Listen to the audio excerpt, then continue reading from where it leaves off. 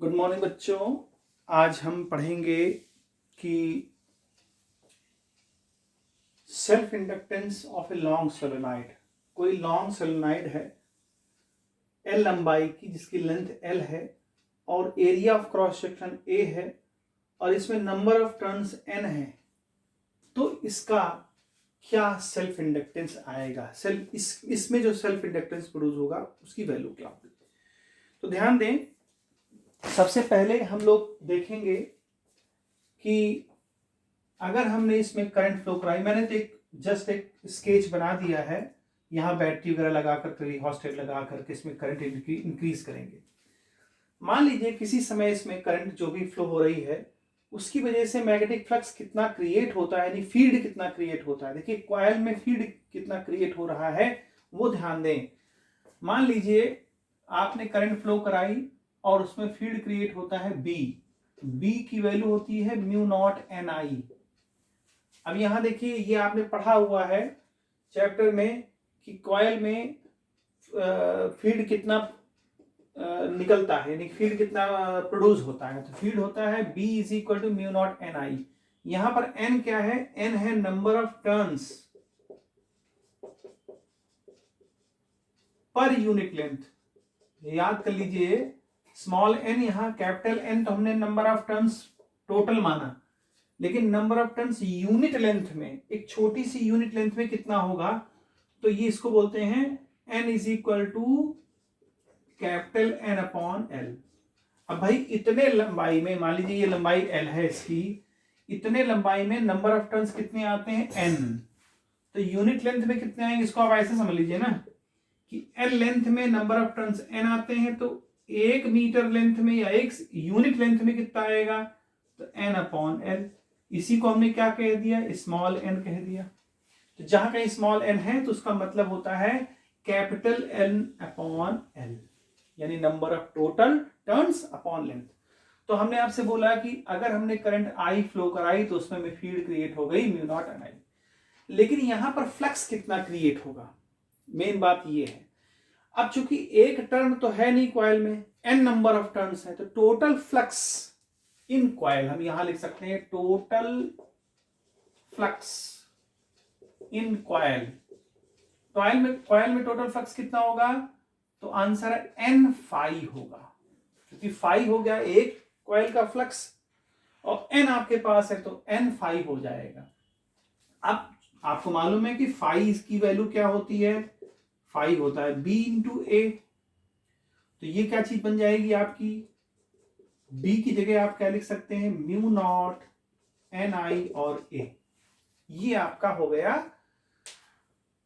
Total flux, ठीक है, यानी n फाई की वैल्यू आप इसको ऐसे लिख सकते हैं। यहां मैंने थोड़ा सा करेक्शन कर दूं मैं, यहां पर जो टोटल फ्लक्स है वो आप n फाई लिख सकते हैं और n फाई हो जाएगा b इंटू ए। फाई होता है b इंटू ए और b की वैल्यू हम लोगों ने ये पहले ही मैं डेरिवेट करा चुका हूं, तो ये आपको मालूम होना चाहिए। इसको आप इक्वेशन नंबर 1 कह लीजिए।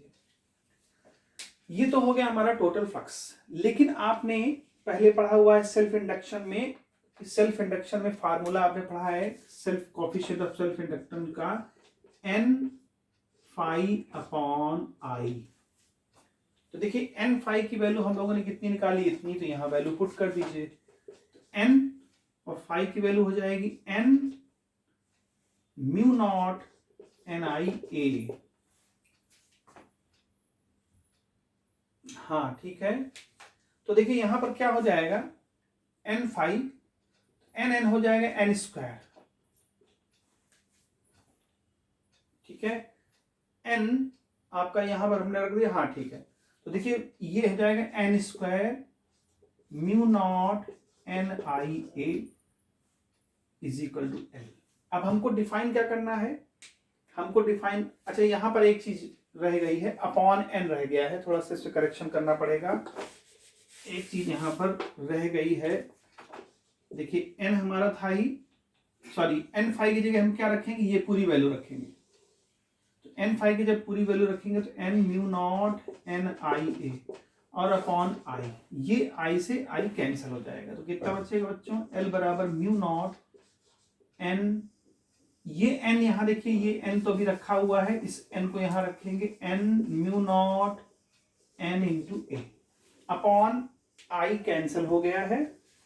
अब देखिए यहां पर क्या लेंगे हम, स्मॉल एन की जगह क्या लेंगे, capital L N upon L, तो यहां पर हम वैल्यू पुट कर दें, तो ये जो एन पहले से और यहां जब कैपिटल एन आएगा तो क्या हो जाएगा, N square A upon L, ये हो गया हमारा coefficient of self inductance of long solenoid. ये एयर के लिए है, अगर कोई मीडियम होगा तो यहां पर म्यू नॉट की जगह क्या आ जाएगा, L is equal to mu N square A upon L, ये यहां पर बन जाएगा। तो ये वैल्यू जो है ये यहां पर किस लिए आएगा, देखिए पहले हम ये मान लें कि एयर था, वैक्यूम था, तो ऐसी पोजीशन में ये फार्मूला बन जाएगा, लेकिन अगर कोई मान लीजिए मीडियम है तो वहां पर परमिटिविटी हमारा जो है, ये परमिबिलिटी म्यू आ जाएगा N square A upon L. तो उम्मीद है ये चीज समझ में आई होगी, डेरिवेशन में पूछा जाता है, ठीक है। अभी तो कोविड में भी फिर से ओमिक्रॉन आने वाला है, तो हो सकता है कि बोर्ड के एग्जाम डिस्क्रिप्टिव ना हो करके ऑब्जेक्टिव हो जाए, वो डिपेंड करता है बोर्ड का क्या है रुझान, लेकिन आपको चीज़ें आनी चाहिए, पूरा थ्योरी आपको आना चाहिए, न्यूमेरिकल बेस्ड बन सकता है पेपर, तो ये सब चीज़ें हैं, ठीक है। उम्मीद है बच्चों समझ में आया होगा, और कोई प्रॉब्लम है तो you may ask in comment section. Good bye.